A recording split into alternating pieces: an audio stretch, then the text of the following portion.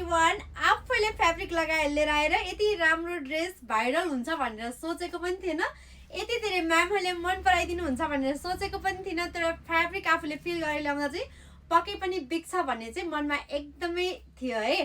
तर यति राम्रो बिग्यो कि यति राम्रो गयो कि होइन, यो तिज लगाइरहेछ पनि तर हाम्रो म्यामहरूलाई होमवेयर त रेगुलर लगाउनु पर्छ नि त, त्यसले गर्दा होला यति धेरै डिमान्ड छ यसको होइन। यति धेरै अर्डर गरिदिनु भएको छ, स्टोरमा नै आएर अझै आफ्नै डिजाइनमा अर्डर गर्नुहुन्छ कतिजना म्यामहरूले, आफ्नै साइजमा सिलाउँछु भनेर आउनुहुन्छ कतिजना म्यामहरू होइन।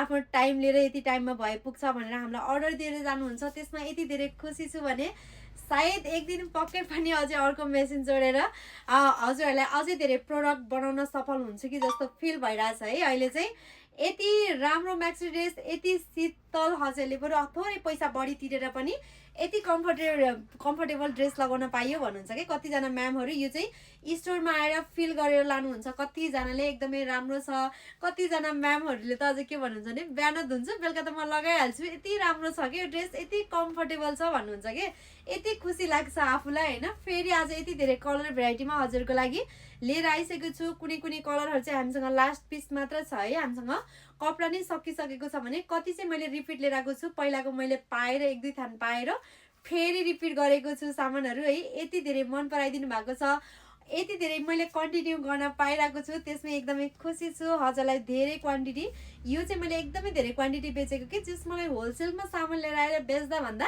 आफूले बनाएर बेच्दा यति धेरै खुसी फिल भइरहेछ कि त्यहाँबाट पनि मैले क्वान्टिटीमै सामान सेल गर्छु गर्ने चाहिँ। तर आफूले बनाएको प्रोडक्ट आफ्नै डिजाइनमा बनाएको यति मजाले मन पराइदिनु भएको छ होइन।